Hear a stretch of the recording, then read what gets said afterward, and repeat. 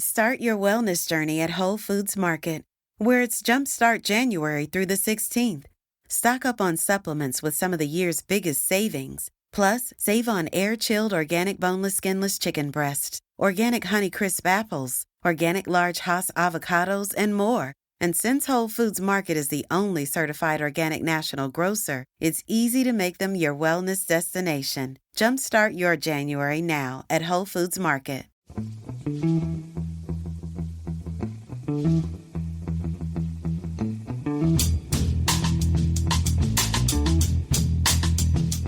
Hello and welcome to The Price of Football, the show that looks at the money behind the beautiful game, with me, Kevin Day, and football finance expert at Liverpool University, Kieran Maguire. Morning, Kieran. Morning, Kevin. No time for niceties, I'm afraid, because we have a packed show, and also because we spent 2 hours together the other day doing somebody else's podcast. So I feel the small talk's done now, Kieran, to be perfectly honest.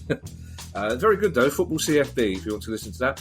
It's questions day, Kieran, but we have some extra garnish for the good people listening at home or in their cars or wherever.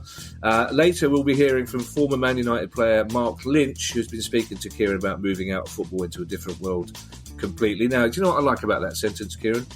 Guy's written former Man United player. Not legend, not hero, just player.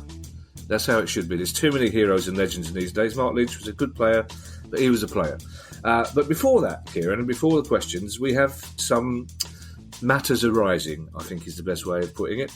First of all, it says here, this came as news to me, you tweeted this week an anecdote about cricket legend Ian Botham, which apparently needs some explaining, and I suppose I should say, as this is the price of football, ex-Scunthorpe player Ian Botham, I should say. So what did you tweet, Karen? I almost dread to ask this question. What did you tweet and why does it need explaining? I follow you on Twitter. I don't understand how I missed this. Well, my footnote in cricketing history was, I'm the person who told Ian Botham that he'd been selected to play for England. Really? So this was 1977. Yeah. It will come as probably no surprise to you or the listeners is that in the pre-spreadsheet days, I used to collect autographs. And hello, ladies. You can just imagine them forming an orderly queue, can't you? No, I'm sure there are many ladies and also gentlemen who would be attracted to somebody who has a penchant for autographs and keeps them nicely catalogued, as I'm sure you do. So Somerset were playing Sussex at Hove. So clearly I was living in Brighton at the time. We used to know all the hotels that the teams stayed at. So I was outside the hotel waiting for Ian Botham to come out because it was a John Player match, Sunday afternoon match. So they come down the previous night. And of course, those days it was pre-mobile phones. So the team got announced on the 10 a.m. Radio 2, Radio 5 announcement. So I had my transistor radio with me because, as well as collecting autographs, I used to listen to transistor radios. And 5 minutes later, out walks Ian Botham and Sir Viv. And I run up to him with a picture of him and say, "Can you sign this, please, Mr. Botham? Congratulations, you've just been picked for England." And he goes, "Have I?"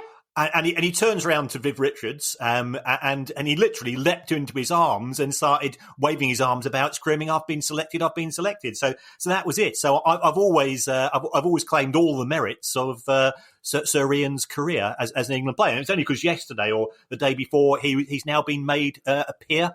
So I thought, well, I might as well claim some of that as well. Yes, yeah, except he's been made a peer for his loyalty to the Brexit programme. So if you're claiming credit for that, Kieran, well done. He was, I of course have met Ian Botham. He's very much an alpha male. He was less excited to see me than he was to see you, Kieran. Let's put it that way.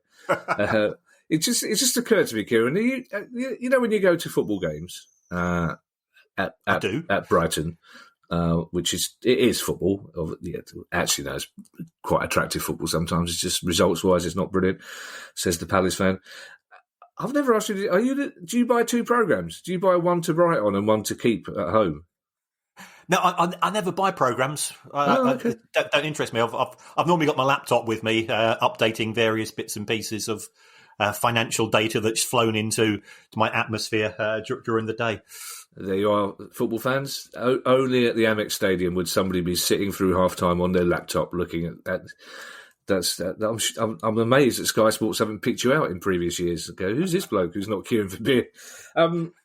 Now, next matter arising, and as if stung, Kieran, by your recent criticism, Sunderland chairman Stuart Donald has resigned, and his asking price for the club is raising many an eyebrow. Stuart Donald has lost his appeal, I think it's fair to say, with the Sunderland fan base. But he did have a scheduled meeting with a couple of fan groups.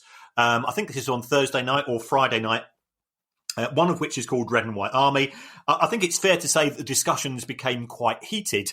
And he was saying that he was being forced to sell the club due to abuse to him and his family from fans. Nobody condones that type of behaviour. By all means, you can dislike the owners, but if you think that Stuart Donald's had it bad, he's nothing compared to the grief that Mike Ashley has had, and the Glazers and plenty of other owners. So that did seem perhaps a little bit poor me.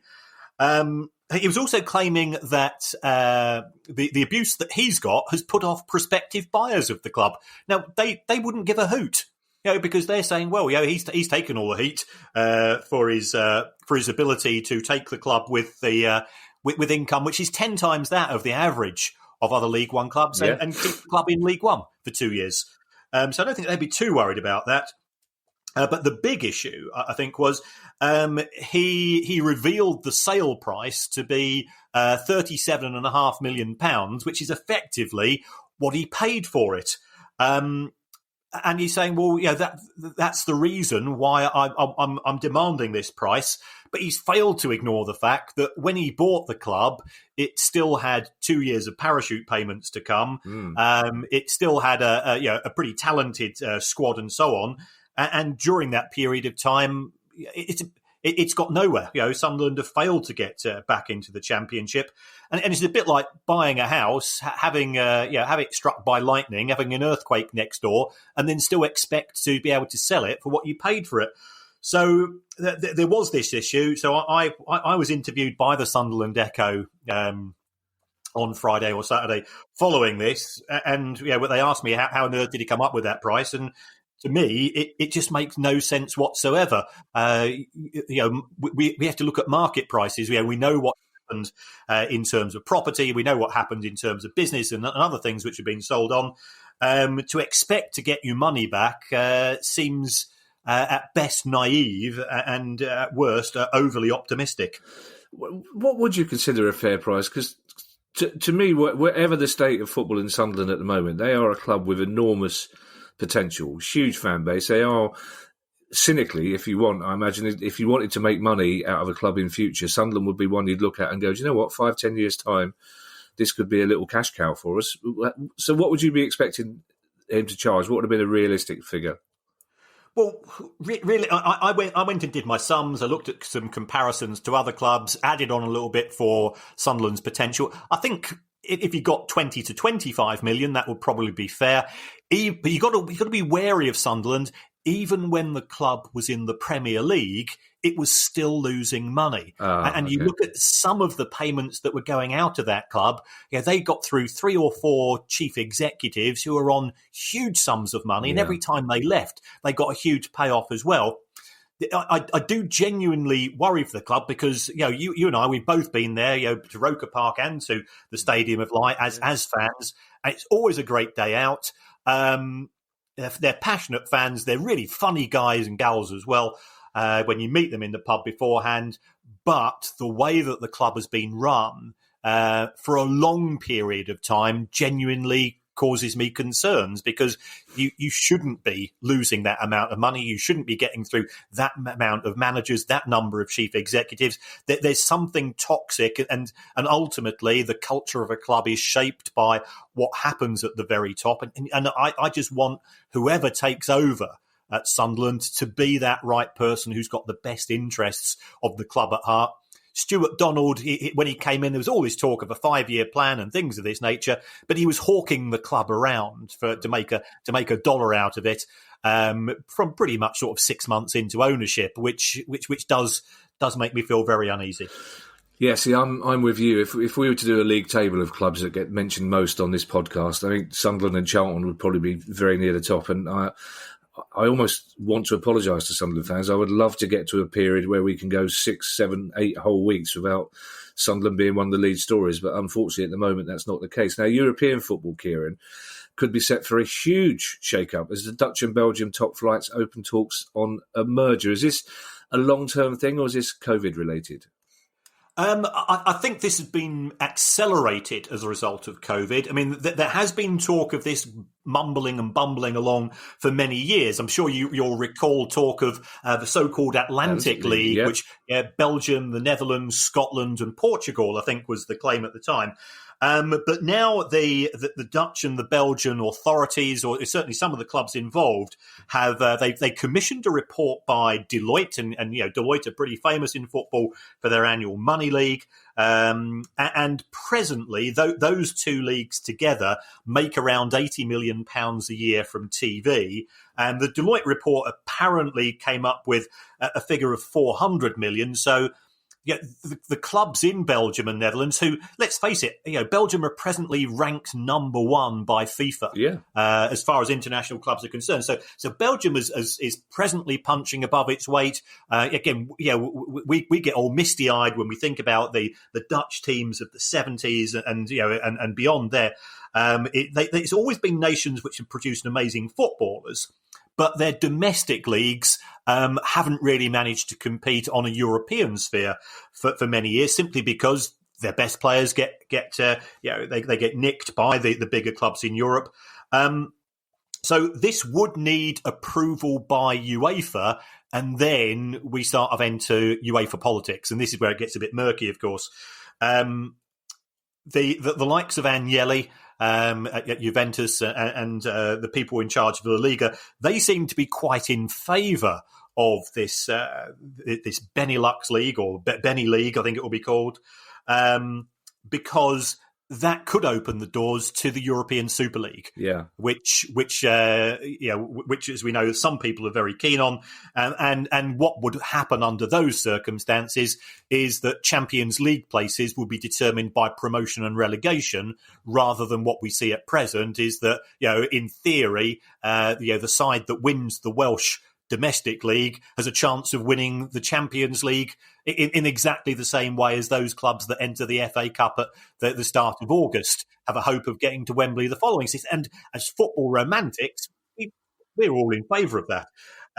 So there's enthusiasm from some of the other leagues in Europe, because this could be the start of things.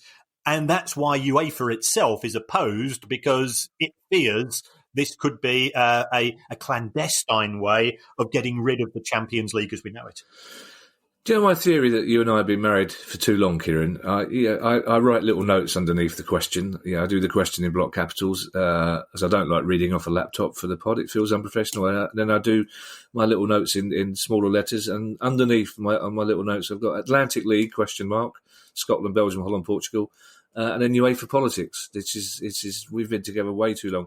The UEFA thing, Kieran, is interesting as well, because the UEFA and FIFA were both really, really against a Great Britain Olympic team, because they feel that it submerges the identity of each individual football league. So I would imagine UEFA would be fully against this on those grounds as well. But in terms of broadcasters, would they be in favour of this? Is this one of the reasons they're doing this, to up the broadcasting rights? Very much so. And I think if you threw the two big clubs from the SPFL into that equation as well, and the reason why we're having the discussion is that I picked up this story from the Daily Record. The SPFL deal is worth around about 26 million a year. If they go into, if Celtic and Rangers go into a deal which is worth 400 million a year, then from their point of view, it will be far more lucrative. So watch and see. COVID is an opportunity for these things to be pushed through, because there's so many clubs who are either broke or close to broke in European football as a result of the pandemic and the close down of football. It's interesting. You talk about the old days of the 70s. We all remember football fans, our generation, Ajax, of course, and Feyenoord and Anderlecht. But if we take Anderlecht as Belgium's the top club, where would they be compared to a Premier League club or a Championship club? They would be sort of mid-tier Championship, and that's assuming that they get into European football. Well, okay. So, which they tend to do. So, I would say they'd be sort of, the equivalent of a club like Derby, which is, good support, but ultimately can't go to the next level because the Premier League is just so far beyond the resources. Yeah. When Leeds got promoted on Thursday night, which is they thoroughly deserved to. Played the best football. I actually looked at them. If you take the 16 years that Leeds have been out of the Premier League, if you add all of the money together for those 16 years, it still amounts to less money than Chelsea, Manchester United, Manchester City, or Liverpool earned last season in a single year. Wow, really? So that is the extent of the gap between the haves and the have-nots. Yeah, Anderlecht's kit as well. I love Anderlecht's kit. Sorry, I was listening to the football finance bit there, Kieran, seriously, but I was also thinking about Anderlecht's kit a little bit. Now, question time. We've got some good questions this week, as ever. Thank you very much for sending them in. Now, question number 1, Kieran, is from Lewis Milne. Lewis Milne is Scottish. I feel safe to say that. And Lewis's question is, following on from Gordon Strachan's recent comments about our game, i.e. the Scottish game, why isn't Scottish football putting more money into grassroots and lower leagues to make it more professional? As you recall, we talked about this. In fact, we talked about this on Friday on Football CFB, which is a Scottish-based pod. But we talked about it at length a few weeks ago because Gordon Strachan had lots to say about pitches, academies, scouting, basically football at every level in Scotland, didn't he? Very much so. Ultimately, this is a money issue. If you take a look at the way that academies are organised here in England, there are 4 categories of academy. Now, if you're Category 1, and Palace have just got Category 1, so yes, that is excellent for them. Yep. I think you're looking at a minimum cost of 5 to 10 million, probably more towards the £10 million a year. If you drop to Category 2, it's 1 to 1.5 million. The median, and we go back to our maths discussions from Thursday, the median income in the Scottish Premiership is 6.8 million, and if you drop down into the Scottish Championship, it's probably about 1.5 million. So it's simply a case of resources. Clubs in Scotland don't have enough money coming in to be able to fund academies to the same extent as clubs in England. And this creates a bit of a vicious circle. They've not got the money coming in, so therefore it doesn't develop the players. Therefore, they go to overseas to recruit, which means that they've got less money coming in because the product's not as attractive. The people don't feel as closely linked to the clubs, and it's a vicious circle, and it's such a tragedy for Scottish football because Scotland had a superb club superb players for so many years. Yeah. As we said when we were chatting to Callum on the other podcast the other day, every English First Division club, Premier League club, would have a couple of Scottish players, and they were seen as real coups if you managed to get one of them. Yeah. Okay. Well, our next question is from Alan Roxburgh. Who sounds Scottish, and if it's the person I'm thinking of, he could indeed be definitely Scottish, but he's probably not the person I'm thinking of, so who knows. Anyway, his question is, Alan's question, with the potential takeover of Newcastle United seemingly still ongoing, can I ask Kieran, there's no point asking me, Alan, so yes, ask Kieran, can I ask Kieran how complicated the deal will be to complete? And is any of the delay down to Mike Ashley? Now, I added the seemingly to that question, Kieran, because as we discussed on Thursday, Saudi Arabia has pulled the plug on their broadcasting deal, which shows the Premier League there, which may indicate the deal is struggling. But if it is still going ahead, is any of that delay down to Mike Ashley, or would he be desperate to offload the club as quickly as possible?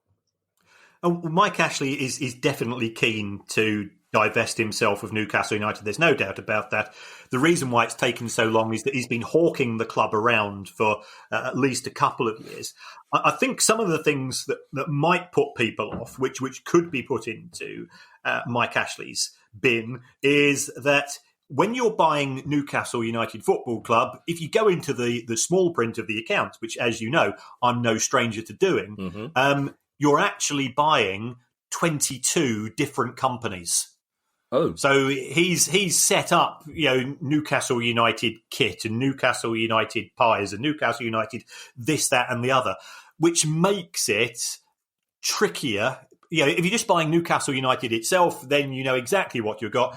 And this is also an issue as far as those people who are looking at Wigan Athletic are concerned. What exactly are you buying from the administrators? So you need to list it all out. So by having it split between 22 different companies, it just makes it a bit of a pain in the backside. Yeah, sorry, Kieran, can I just interrupt you there, because that's intrigued me. First of all, and I hate interrupting you, Kieran, but we can't see each other at the moment because we have no Zoom facility for some reason. Atmospherics, I believe. It's raining here, so that might be why. Also, I've got really bad hay fever today. You may have noticed. Why that is, because it's raining, I don't know. So is this a common thing then, that you would turn a club into 20, 25 different companies? Because that seems a bit odd. But also, I'm quite tickled by the idea that the Saudi Arabian negotiators suddenly came to a bit that went, pies? What? We don't want the pies. Why are we buying the pies? We want the club. Which is a very pleasing Benny Hill image of top Saudi businessmen. All right, we'll taste the pies then, but go on. You do see clubs split into 2 or 3 organisations. We've got it at Brighton, you've got it at Palace, and so on. But 22 is quite extreme. Now a lot of these companies aren't even trading, so it makes you wonder what exactly is Ashley up to. I don't think it should be levelled at him in terms of the delays and so. I mean, Mike Ashley famously bought Newcastle United without doing any due diligence himself. He just wandered in, agreed a price, and that was it. He is familiar with deals. He is looking to make a profit, and I think that's always been his bugbear.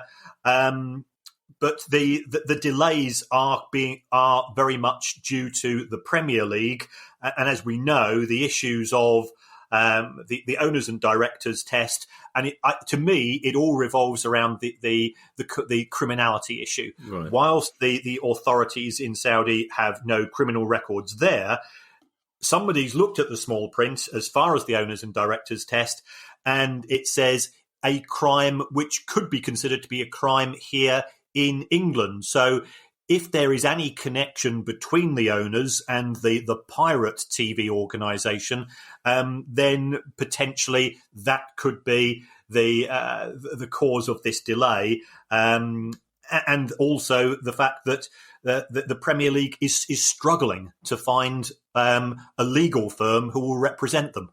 Oh, that's interesting to know. Again, this is an ongoing situation. Just before we leave this one, though, Kieran, is there a scenario whereby of these 22 companies, Mike Ashley retains 2 of them, say, Pies and Floodlights, for example, and the Saudis or new owners come in? Or would you just expect that all 22 companies would be sold as one Newcastle PLC, whatever?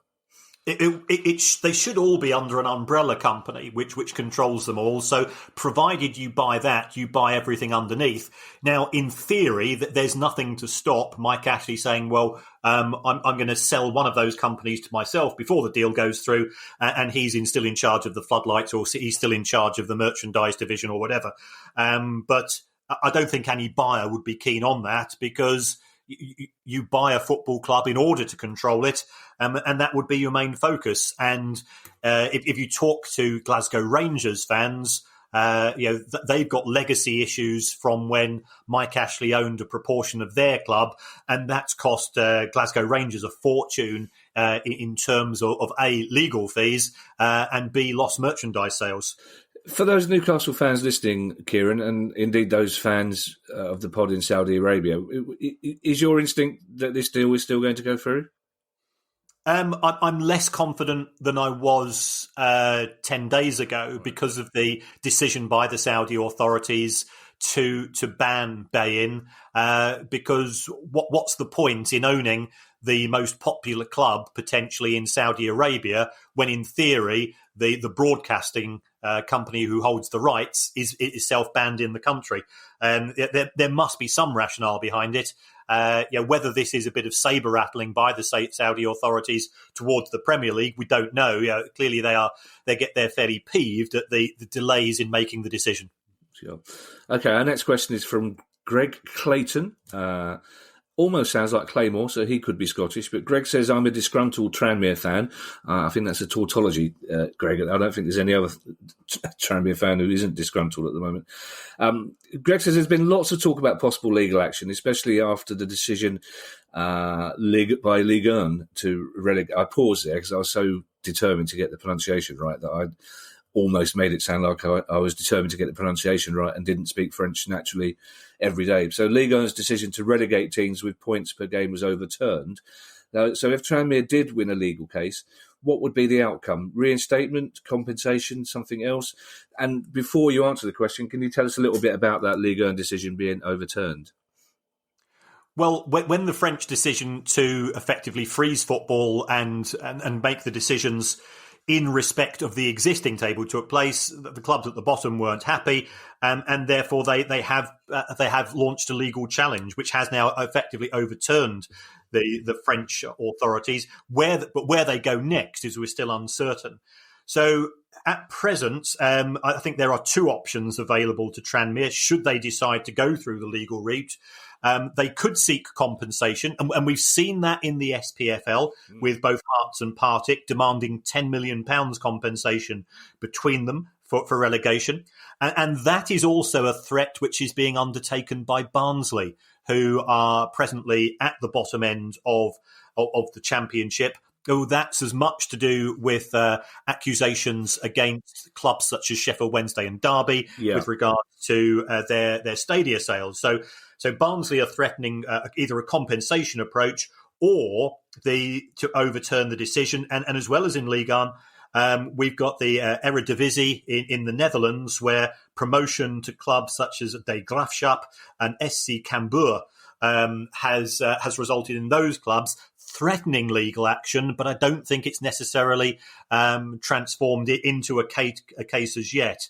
The problem with all of these things is that ultimately football leagues are members' clubs. So if members make their own rules and effectively are then seen to be applying their own constitution, the natural view of the courts is, well, it's your constitution. We'd rather not get involved.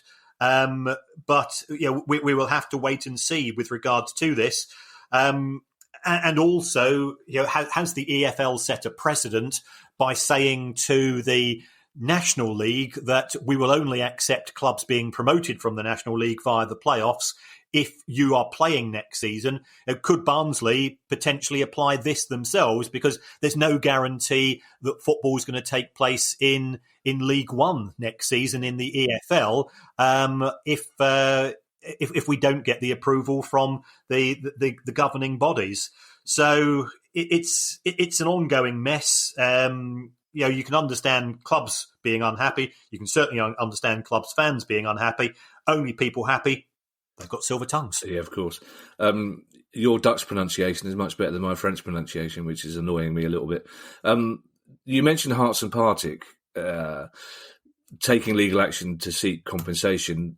That led to them being charged by the Scottish authorities for doing that. I mean, is there not a danger that could happen to Tranmere, that Tranmere take legal action and then the EFL charge them for doing so?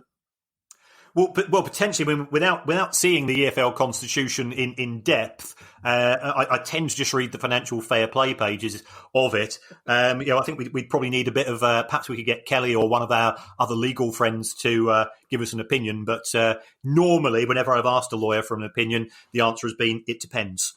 Yeah, of course. All right. Our next question comes from Chris. Just Chris. So no clue there to whether he's Scottish or not, but he's a Norwich fan. So maybe not. Chris is a Norwich fan, as I said, and I like this because Chris likes to show support for his club, even now, by buying club merchandise.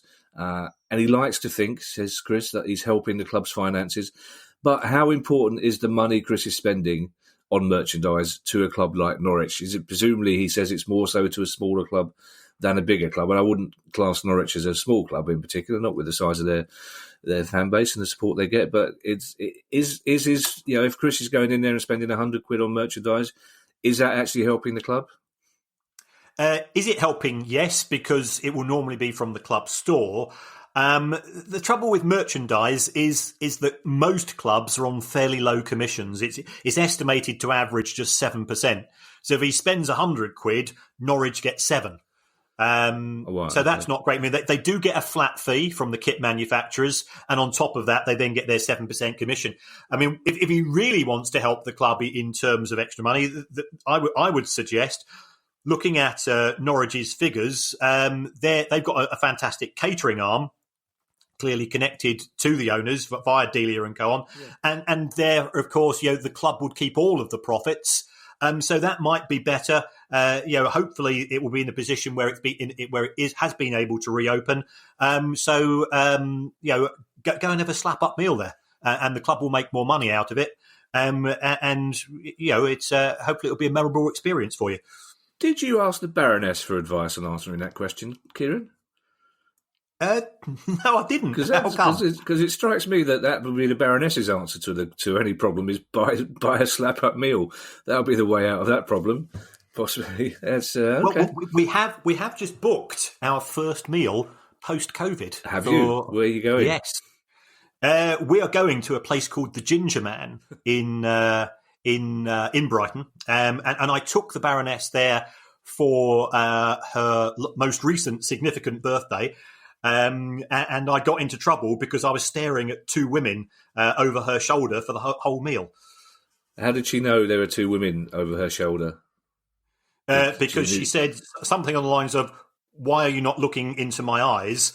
And the reason I was doing this, because this is about as Brighton a story as it can get, these two women were a lesbian couple, both of whom were extremely attractive. And the best way I can describe their behaviour is that they were furky-foodling underneath the table. And I was going, "Oh my God, this is the greatest night of my life." And even she looked over her shoulder and said, "Oh my God, I've never seen that before." You didn't say that out loud on your wife's birthday, did you? Well, for that reason. Oh. Well, I suppose the Baroness, if you're out with the Baroness and you're staring over her shoulder, Kieran, there's only two options. There's two beautiful women furtively fondling, as you say, or there's a spreadsheet on the wall, and there's unlikely to be a spreadsheet on the wall of a fancy restaurant, even in Brighton, I'm guessing. Now, before our interview with Mark Lynch, we have another question and some more questions afterwards. This question is from Bobby Boritsov, who probably isn't Scottish, but sounds like he could have been your accountant in Moscow, to be honest. But Bobby's question, this has come up before, and I'll explain at the end of the question why I think it's still important to ask it. Bobby Boritsov wants to know, following on from the Man City case, how is it that a club like Chelsea are not found guilty of breaking FFP rules? I know that since they were implemented, Chelsea have run a much tighter ship in terms of spending, but if, as Kieran has pointed out before, they have an operating loss of £100 million, which is simply covered by Abramovich's chequebook, how is that not breaking rules? Now, to listeners that have been with us from the start of this pod, hi Roy, hi Martin, this may seem like a well-travelled path, but I'm with Bobby. No matter how many times you explain this, it still seems odd to me that what Chelsea are doing isn't flouting fair play rules, and what Man City were accused of is, or turns out in court not to be. Well, the reason why Chelsea have managed to satisfy financial fair play is if you're making an operating loss, your operating loss, and we discussed this when we were talking about Palace, these are the losses you're making 364 days a year. Yeah. And if you remember, we said with Palace, day 365, they sold Aaron Wan-Bissaka, and that was their get out of jail free card. Yeah. Chelsea have done exactly the same to a much greater extent than any other club in the Premier League through player sales. Over the course of the past 5 years, Chelsea have made a £400 million profit from selling the likes of Oscar, Eden Hazard, Diego Costa, and so on. But the Chelsea business model, I don't know whether you've seen, is that they this season have got 42 players out on loan. Mm. Now, some of those players I've never seen in a Chelsea shirt, and you or I will never see in a Chelsea shirt. But on the back of that loan, they'll be selling them for £2 or £3 million a pop. And you put a few of those together. So what Chelsea do is, as a result of things like the Elite Player Performance Plan, which we've discussed at length before, they're like a factory farm. They're like one of these ships that you see, these huge trawlers, and they just trawl up all of the talent, not only from London, but now elsewhere in the UK, also successfully in the EU until the rules change. And then they develop these players for a couple of years, and then they try to move them on at a profit. And this has been very, very successful for Chelsea. So whilst they are making these huge operating losses and Abramovich is writing out these checks, and the reason why he's having to write out the checks is one of our favourite words on the pod, amortization. And what we mean by amortization is that when you sell a player, you take all of the profits on the sale in that year's accounts. But when you buy a player, and they spent £250 million on buying players last year, you spread that over the life of the contract. So it's only going to cost Chelsea £50 million a year in profits, but £250 million a year in cash. You know what worries me about that is that if this afternoon, in about 2 hours' time, somebody says to me, "Can you explain what amortization is?" I'll go, "No, I really haven't." And every time you explain it to me, it goes in a little bit. It stays in, each time you explain it to me, it stays in a little bit more. So I reckon after another 10, 20 more pods, I might have it in there for good. But in the meantime, keep explaining it every week, Kieran. Perhaps for our 100th pod, we're probably not that far away from it, that you could explain amortization. That could be your gift to the nation. Oh, what? So I've got to do an exam, have I, on our 100th pod? How does that work? It's supposed to be a celebration, and I'm up all night worried about what we've got to do. Oh, my God, I've got to explain amortization. Do you know what I would do, Kieran? I would simply write it down in front of me and then pretend that I was not reading it out.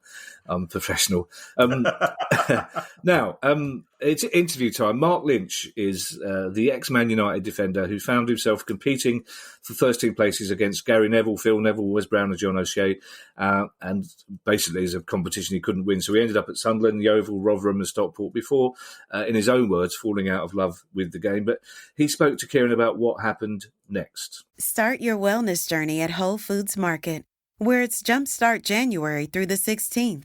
Stock up on supplements with some of the year's biggest savings. Plus, save on air-chilled organic boneless skinless chicken breasts, organic Honeycrisp apples, organic large Hass avocados, and more. And since Whole Foods Market is the only certified organic national grocer, it's easy to make them your wellness destination. Jumpstart your January now at Whole Foods Market.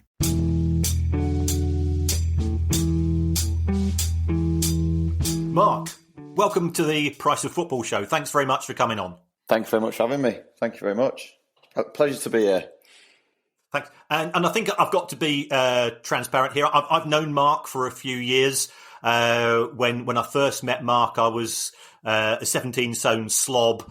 And Mark transformed me. Mark was my personal trainer. And Mark transformed me into I was running more than 1,000 miles a year.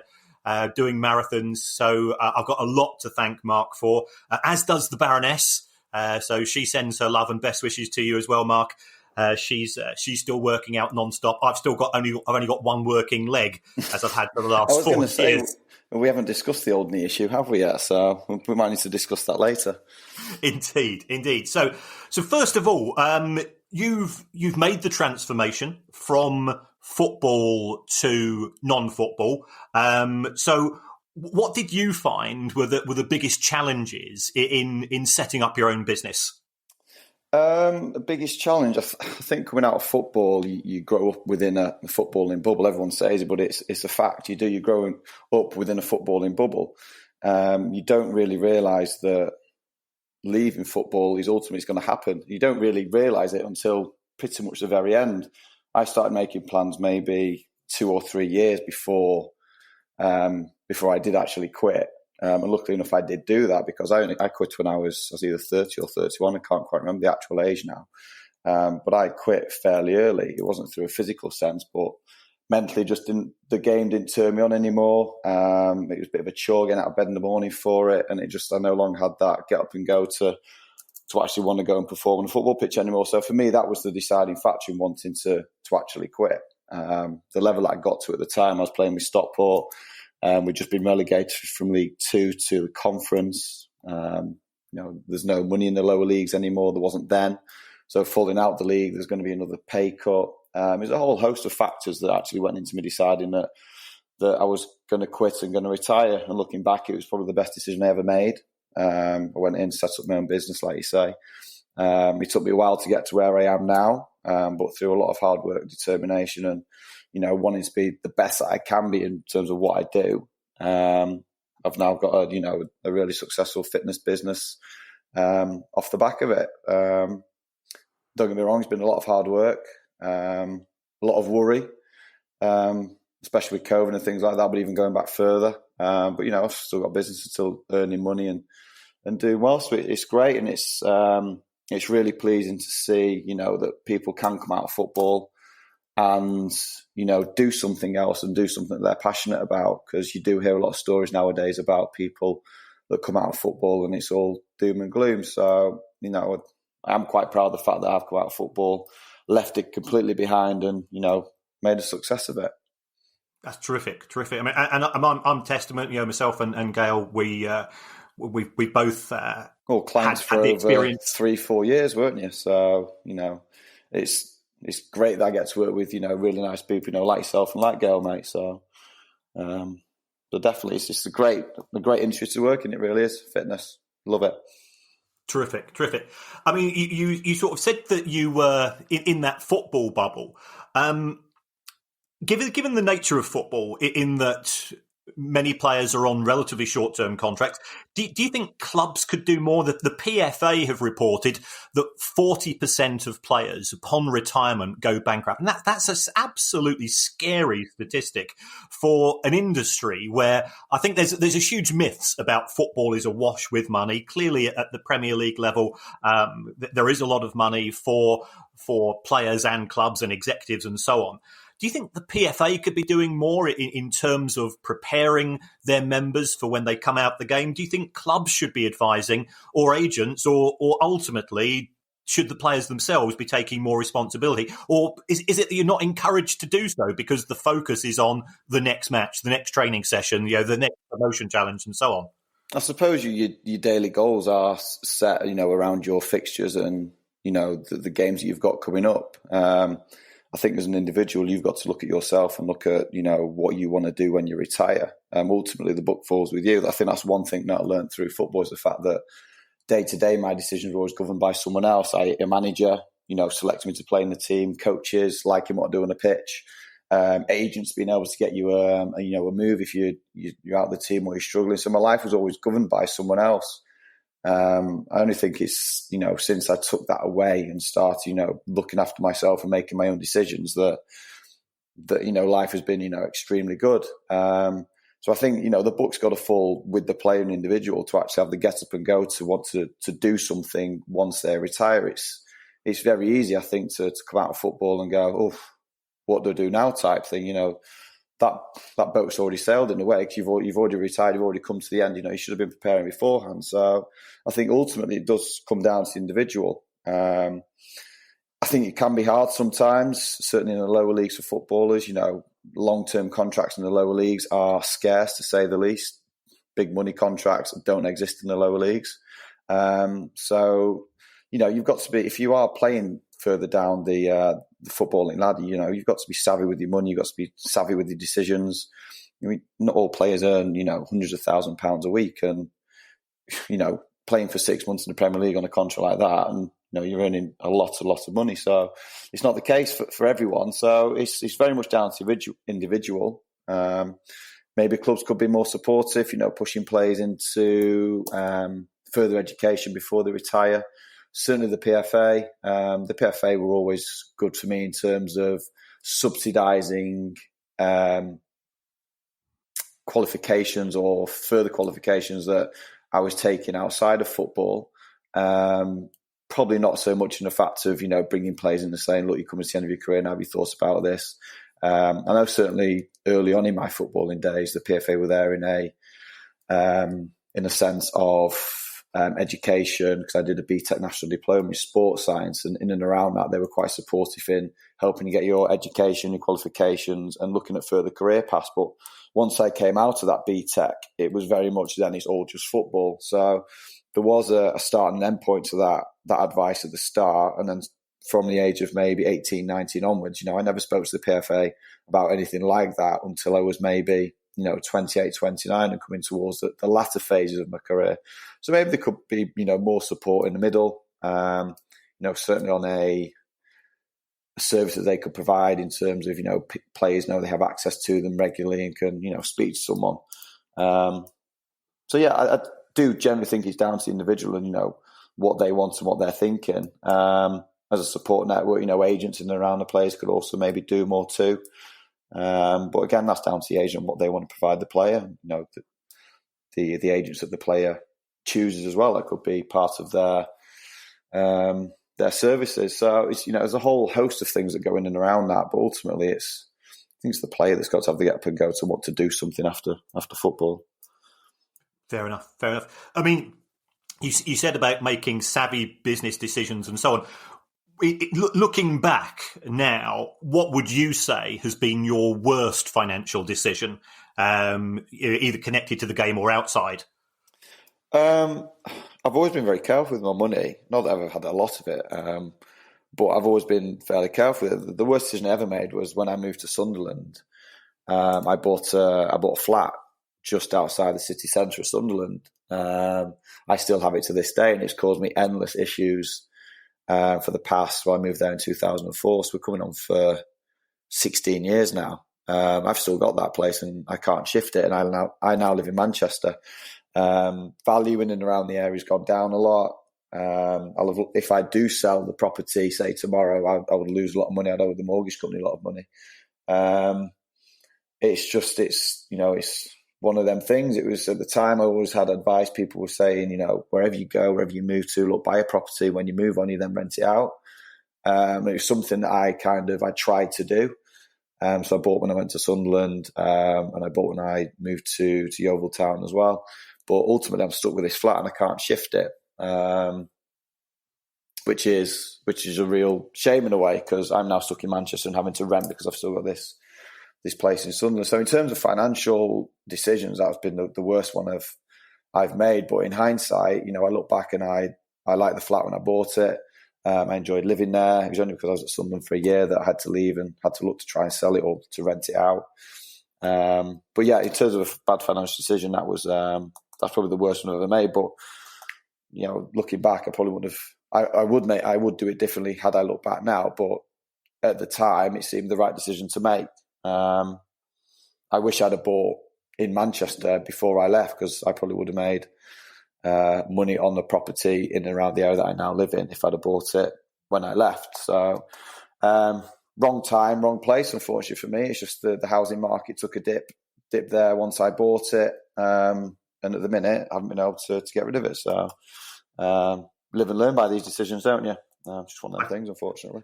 That's a shame. That's real. Yeah, I guess so. Yeah. I mean, you've now got a successful business of your own. You're involved in the fitness world.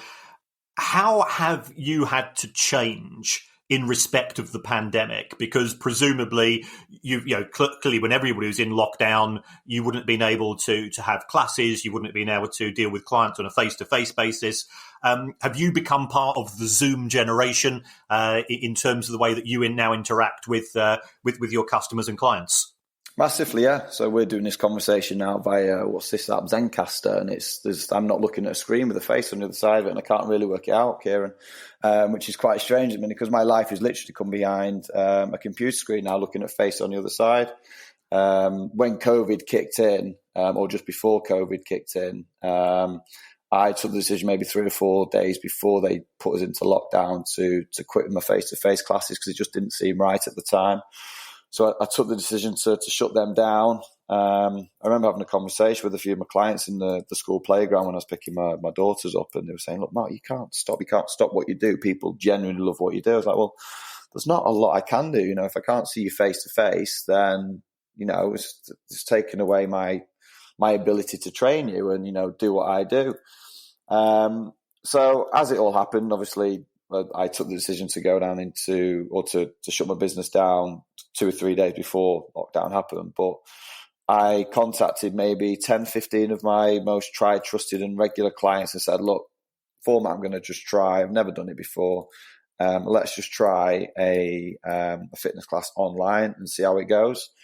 So we did it. We tried it.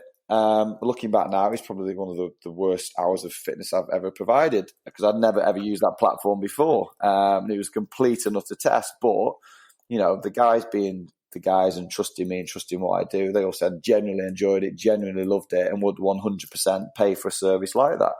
So 2 days later, I set up my system on my software, put up some new dates for classes and advertise them as virtual classes. And they got me through COVID, which was amazing because when I had that conversation with my clients in the playground, I had no business at that point. So to have completely flipped my business to go from nothing to then still having something and providing a service to people, which brings me in money, I did extremely well to do that. And I know a lot of personal trainers that through COVID, haven't done anything at all. So still have been providing, fitness classes for between 30 to 50 people a day online. It was a fairly big achievement because nothing scarier than, not knowing what you're doing. It's the old adage of, the best way to describe it, fear of the unknown in a way. Never done it before. Obviously, I've conducted a fitness class and done many of them, but never done one online. Like when we tried to set this Zencaster call up, I struggled to download to Google Chrome. So to put my fitness business in the hands of the internet and the gods in a way, so to speak, it was hard, but it's a leap of faith at the end of the day. I decided to take it, and it is now a big part of what I do. Half of my clients saying, you can't get rid of this format. We genuinely love it. So it's something that I do want to keep if and when we do turn back to some normality again. So it's been a really interesting 3 or 4 months in terms of my business and how I've kept it going. Terrific. Sort of listening to what you have said, and you said at the start that you were struggling to get out of bed in terms of football. Football fans are obsessed with the game. Is it fair to say that your experiences in the industry made you fall out of love with football? Yeah. Some really good highs in football, and when you get the highs in football, it's the best feeling in the world. It's amazing. But the lows can be really low, and they are tough and challenging times. And I think a fair way of summing up my career is I had more lows than I did highs, certainly towards the end anyway. And it just got to a point where I just thought, I go out and I generally try my best every single time, every single training session, every single game. I'll always give my 100% and try my best. And it never, ever felt like I got my rewards for the efforts that I put in. So, it was, one of them decisions that, I look back on and think, I made the right decision at the right time for me, for sure. Terrific. Well, Mark, congratulations on what you've managed to achieve, A, since football, and also B, during this horrendous COVID issue. I hope your business goes from strength to strength. Thanks so very much for coming on the show. And if people want to give you a follow on Instagram or Twitter, where's the best place they can find you? Yes, for sure. Instagram is MRK5 Fitness, and Facebook is MRK5 Fitness as well. I'm not down with the Twitter crew. It's not for me. It's all about the Insta and Facebook in terms of my social media work for the business and things like that. So MRK5 Fitness, give us a follow, and feel free to get a virtual workout any time of the day. The virtual workouts are now live and recorded as well, so you can get a recorded version of the classes too, which are now being sent out, which is another aspect of the business which is going well. So, COVID's not been all bad, my friend. Terrific. Mark, so thanks again for giving me up your time, and love to you and the family, and I'll probably go and sign up now. I need to get off that sofa. I'm back to 17 stone. For sure. I can't believe you haven't been on them already. Cheers, Kieran. Pleasure to speak to you.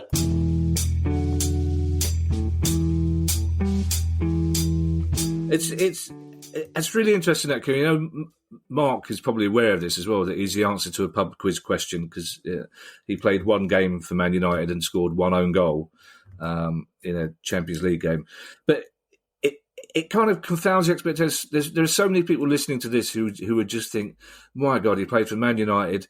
He must be spending the rest of his life with his feet up, getting the occasional pundit job he must have made. But it's not the case, is it? For so many ex-professional footballers, they're just trying to make a living like the rest of us, aren't they, after they leave the game? Very much so. And remember, we saw that PFA report, which indicated that 40% of players go bankrupt after leaving the game. And I think Mark is. I've known Mark for a few years, and I owe him a huge amount because he was my personal trainer. He turned me into a 1,000-mile-a-year runner. So he's an amazing guy. He's a great guy. And for me, the sad story was I'd come in on a Monday morning and see him down the gym and say, "What do you think about United results on this weekend?" And he said, "I don't know what the result was." Wow! He completely fell out of love with the game. And that's and from what he said in the interview, it became fairly clear why. And perhaps we as football fans don't appreciate what players do have to go through during their careers, and that is a tragedy in many ways. It is, yeah. 1,000 miles a year sounds very impressive, Kieran. If you say 3 miles a day, that sounds less impressive. And also, I suspect you're doing less now since Ocado started delivering, aren't you? Very much so. Yeah. Back to our questions. This is an interesting question from Tim Conlon because it raises an issue that arises. I should think about these words more often before I do the pod. Tim, basically, his question is about stadium sales for inflated values, which is something we've spoken about on and off since the very beginning of this pod. And Tim wants to know whether clubs are not creating a long-term problem for themselves when they defend a valuation of, say, £50 million for a stadium. Would they not then have to pay a higher rent to substantiate that valuation? Well, very much so. And I think the point that Tim's raised is very valid. If you take a look at Derby County, they sold the ground for around about £80 million. But looking at the small print of their accounts, they're only going to have to pay rent of 1.1 million on it. So that gives them a yield. And I picked this up from watching Dion Dublin do his homes program. Homes Under the Hammer. Homes Under the Hammer. Do you know what? It's a lovely running joke amongst TV comedy writers, the way that Dion Dublin indicates stairs. Next time you watch it, he always seems to be astonished that there are stairs in any house. That he couldn't think of any other way of getting from the... But he does this elaborate mime where he goes, and there are stairs. You watch out. You'll never watch Homes Under the Hammer. Both of us need jobs that don't keep us at home so much during the daytime, don't we, essentially? Anyway, back to Dion Dublin. So Derby's landlord's yield is 1.4%. That's pretty bobbins, isn't it? So yeah, can you explain what that actually means? Yeah. So yield is the rent divided by how much you paid for the house. Right. So they're getting £1.1 million each year on something for which they paid 80 million. So it's going to take them around about on that basis. It's going to take them 55 years to get their money back. Right. So you wouldn't do that in business. So what would be a decent yield then on a business premises? Well, I think you'd be looking normally for 6 or 7%. Right. Okay. Right. So it's a long way behind that then. Okay. Long way behind. Yeah. If you take a look at Aston Villa, they're paying rent of 2.6 million on a sale of 57, so that's 4.5%. And then you go to Sheffield Wednesday, according to their accounts, they're not paying any rent at all. Ah. And yet they sold the ground for 60 million. So, it does add weight to the EFL's case, although my understanding is that both Derby and Sheffield Wednesday are extremely confident they're going to successfully defend the charges given to them by the EFL. And those rulings we're hoping are going to come in the next week or two. We've been saying that for quite some time now, haven't we, basically? We really have been saying that for quite some time. We have 3 questions left, and our next one is from Martin Harvey, who says in brackets, this is a simple question. I'll be the judge of that, Martin. Thank you. Martin wants to know about the structure of player loan agreements. Is the player's salary paid by the parent club when out on loan, with all the loan fee and wage contributions being paid by the loaning club to the parent club? Or does the loan player get everything from the temporary club? So basically, who pays who when a player's on loan? the parent club has the contract of employment, so therefore they are obliged to pay the players' wages. And this is important when we're operating now in a world in which administration is very possible. So that's something to be aware of. In terms of the payments, that these tend to be split into 2 or 3 elements. First of all, there's a potential loan fee. So if you take a look at Coutinho at Bayern Munich, Bayern have paid FC Barcelona a £9 million loan fee for 1 season to allow Coutinho to play for them. But again, if we go back to our just been discussing yields, that's a pretty rubbish yield for Barcelona, who paid £130 million for a player on a 5-year contract. A lot will depend in terms of the loan fee as to the club who's making the loan. So we've already mentioned Chelsea. They've always made a lot of money from these because they tended to have some very good, promising players. If you look at Tammy Abrahams, when he was going between Swansea and clubs of that nature and Derby, they were getting fairly big loan fees, often in 7 figures, and often they had incentives. So if the club gets promoted, then there could be additional amount paid. I think that's the case with Ben White at Leeds, who's just gone up. But it will also, you have to look at the player in terms of the stage of his career. So I remember when Wayne Bridge came to Brighton for a year on loan, he'd fallen out of favour with the manager, and we were simply paying 10% of his wages. And it meant that he wasn't kicking his heels around in Manchester, causing any disruption as far as the manager was concerned. He got a chance to move on in terms of his career, and Manchester City got a little bit of money back. So it really does depend upon whether the player's a young player or a more experienced player who's fallen out, and then the negotiations go from there. In terms of who's responsible for his wages, it is always the parent club. Well, do you know what, Kieran? I'm a little bit surprised about that, because I thought I knew the answer to this question. But if it's always the parent club responsible for his wages, why do you so often hear pundits and fans saying, "Oh, he's been loaned out to get him off the wage bill"?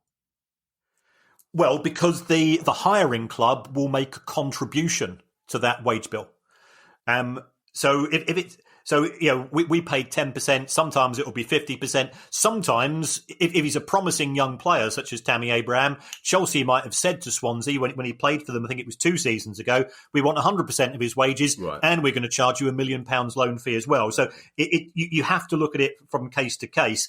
And a lot of these deals will also be linked to the number of minutes that he plays. So if he plays 80% of the time, or he gets picked 80% of the time, then the parent club says, we'll bear 80% of his wage bill, because as far as we're concerned, this is part of his development and we're benefiting from that. If he ends up in the reserves of the club, then it could be that the hiring club ends up having to go and pay a much higher proportion of his wages, because they're not helping his development as a professional player. Okay. Now, our penultimate question is from Dara Martin. Now, this is a simple question. Actually, Martin's question, he says it was simple. It turned out to be surprisingly complicated, but this is a simple question. It's also a very good one, and it's also one of those questions that you think, why haven't I answered that before? Like royalty payments for music at grounds last week. Dara's question is, quite simply, is it better financially to finish second in the Championship or to win the playoffs? It's probably slightly better to win the playoffs. Oh, okay. Simply because you end up going to Wembley, and the chances are that will result in a huge boost in merchandise sales. Whereas if you finish second in the Championship, you get promoted, but there's no additional prize money. So on that basis, there's a slight benefit. But remember, if you have finished as runners-up in the Championship, you've got an extra 3 weeks of planning for recruitment, on organising deals with sponsors. So it's a bit of a poison chalice. I mean, there is this gentleman's agreement, which we've ended up being fairly cynical on this show about football, but this is one of the things which sort of makes me proud once again to be associated in any way, simply as a fan, with the game, is that there's a gentleman's agreement that the club that wins the match at Wembley, they normally waive their rights to their share of the gate receipts, and they give it to the loser instead, on the grounds of, we're going to pick up £100 million in a Premier League TV deal next season, and you're going to be still schlepping around, in the Championship on that particular deal. So, and I think I can't remember which side set this up, but God bless them. I think it's a fantastic gesture, and it does sort of restore your faith once again in there are plenty of good people in football, as well as some of the scumbags which we end up talking about. Yeah, I did not know that, Kieran, and I'm really pleased to hear it. And I'm going to take an educated guess that it probably would have been Palace who started that. Such a nice thing to do. I can only imagine one club who would have actually had the generosity to think of that in the first place. And I tell you what, whatever you think about football at the moment, watching to see whether West Brom, Fulham, or Brentford end up second in the Championship is pretty exciting. Unless you're a West Brom, Fulham, or Brentford fan, I imagine it's. I just thought yesterday, because obviously as a London football fan, I will obviously root for the football fan. I just think it'd be exciting to see Brentford in the Premier League. So there you go. I have nothing against West Brom. I'd like to see Fulham in the Premier League as well, but. It really, I mean, it's a basket case of a league financially, Kieran. And as you say, the standard of football isn't brilliant, but it is exciting. And now, our last question is from Paul, just Paul. Now, Paul starts his question, I think, with a mistake, because Paul says, correct me if I'm wrong. Paul, he will. He definitely will. In fact, he'll be hoping you are wrong, because he loves nothing better than correcting someone who's wrong. But Paul says, before 1992, I believe, says Paul, TV money was split 50% to Division 1, 25% Division 2, and 12.5% each Division 3 and 4. And what a pleasure it is, Kieran, to be able to say Division 3 and 4, which is what it should be, essentially. Well, they are. Division 1, Division 2, Division 3. You know where you stand. You can't be confused about what division you're in. Again, says Paul, I might be wrong, but currently around 97% of TV money is now going to the Premier League. Surely the current crisis should be a catalyst for a fair redistribution rather than the current crumbs from the rich man's table model. Paul, I absolutely agree with the sentiment, but I have no idea on the numbers, which kind of sums up my role on this pod, to be perfectly honest. Are you going to correct him, Kieran? Is he wrong? He's absolutely spot on. Oh, absolutely, cool. Well done. Congratulations. Absolutely nailed it. You've upset him, Paul. No, I like the fact our listeners are really smart. I've got nothing but respect for them. They keep me on my toes as well, as we both know, and correct me when I make mistakes. So I'm all for that. The whole purpose about the Premier League and why it was set up was to stop that distribution, and it's been very successful in doing so. If we take a look at what the EFL get from the Premier League TV deal, this is an agreed percentage, and they signed this off with the Premier League a few years ago at the same time that they agreed to the Elite Player Performance Plan. So the way that it works is that clubs now in the Championship get 6% of the evenly split money in the Premier League. So that's not the whole pot. And remember, there's four or five pots. In League One, the clubs get 0.9%, Jeez. And in League Two, 0.6%. Now, I don't know whether you've read Private Eye this week. They've got a big article about Wigan, and they said, well, it's all very well for the EFL to be saying that the split is unfair, but you've got to look at the inception of the Premier League, and there are common parties to those agreements who now seem to be sort of taking an opposite view to when the Premier League was set up. Isn't it strange to hear you say so openly that the Premier League was set up to prevent that fair distribution of money, when at the time we all fell for the argument that it's to improve the England game, the England team will be a better team for the fact that we're getting better talent, and it was just naked greed. And I don't think I realised that at the time, and that's the sort of thing I'd have been looking for. It just seemed to me a different way of organising football, and you kind of bought into the fact that it's going to make the game better, and it simply was a ruse to get more money for the top teams, and it's puts you off it a little bit, doesn't it, really? As a romantic, yes. I mean, there have been improvements. The quality of the football in the Premier League is sensational. That nobody can deny that. Yeah. It has made it a worldwidely popular sport. and the range of players that have come into the game on the back of the money of the Premier League has made it a successful export. So there are positives, but for the smaller clubs, it's no doubt it's reduced the benefits to them. Yeah, I'd say it hasn't put me off the Premier League that much that I don't still want to be in it for the next 3 or 4 seasons. But it just beggars belief. And we've said this all the time. For the amount of money that a club in lower leagues or non-league football goes out of business for, you're talking about clubs like Oswestry going out of business for the lack of £30,000. When you see the money at the top level of the game, it's simply wrong. And I know people will treat me to say you've got no head for business and why should clubs be treated differently, blah, blah, blah. Listen to the pods going back to show 1 and you'll find out why it is wrong. But Paul, I'm glad that you were right, because he would have been chomping at the bit to correct you, and then he would have gone straight to the Baroness and would have said, you won't believe what this idiot Paul tweeted in with a question. But you can't do that now. And even I'm surprised she's still talking to you if you ruined her birthday by staring at 2 lesbians all the way through it, to be perfectly honest, Kieran. Even I would. I wouldn't. I'd do it surreptitiously, because we all men have that thing where they've got much broader peripheral vision than their partners realise, haven't they? Anyway, this is an avenue we shouldn't really be exploring in 2020. But anyway, if you have any questions for us, and once again, it's just proved that all your questions lead us into very different avenues. Some of them avenues that I really wish. I need a reversing sound. I need a kind of beep beep like bin lorries make, just so I can press that and we can get out of the cul-de-sac that we find ourselves in. If you do have a question for us, it's questions@priceoffootball.com. We'll be back on Thursday with news, and it's the last week of the Premier League, but then hopefully only for 4 weeks. So, Kieran, I'll talk to you on Thursday. Terrific. Stay safe, boys and girls. The price of football.